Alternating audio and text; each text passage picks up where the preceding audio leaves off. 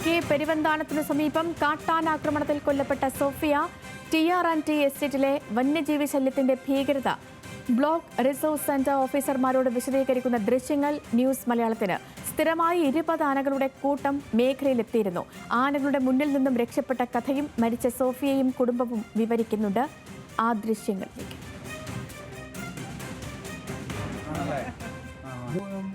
മുണ്ടക്കയത്ത് 22 kilometre നമ്മുടെ ഇതിലെ കൂടെ നമ്മൾ വന്നില്ലേ, ആ വഴി കൂടെ അടിവശം ആടിനെ ഞാൻ പറഞ്ഞില്ലേ, ആടിനെ പിടിച്ച് നമ്മുടെ ആടിനെ പിന്നെ ഒരു പശുവിനെ പിടിച്ച് അതായിട്ടാണ്. പിന്നെ കുറെ ഇവിടെ വീടിന്റെ ഇതൊക്കെ ആയപ്പോഴത്തേക്ക് പിന്നെ മോടെ കാര്യങ്ങളൊക്കെ ആകുമ്പോഴത്തേക്ക് കുറെ ആടിനെ ഇതിനൊക്കെ കൊടുത്തിട്ടാണ്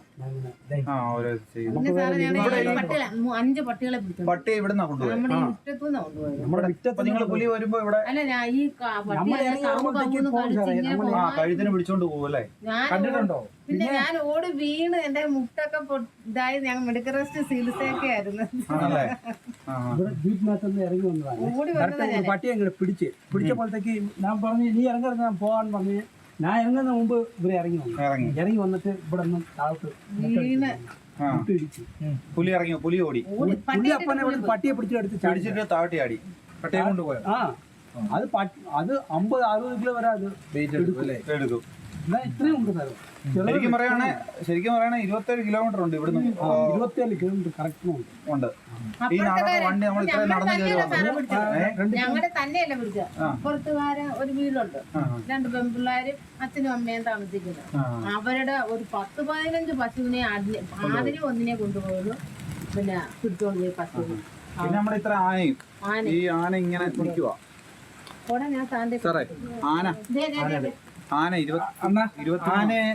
ആനയെ കണ്ടിട്ടുണ്ടോ പോകുന്ന വഴിക്ക്? 27 ഞങ്ങള് പറഞ്ഞു രാവിലെ കണ്ടിട്ടില്ലേ? എവിടെ വെച്ചുണ്ട്?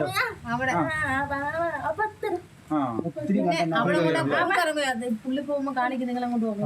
ആന നേരെ വരുമോ? കൊച്ചു വീണു ആന മേടിച്ചു.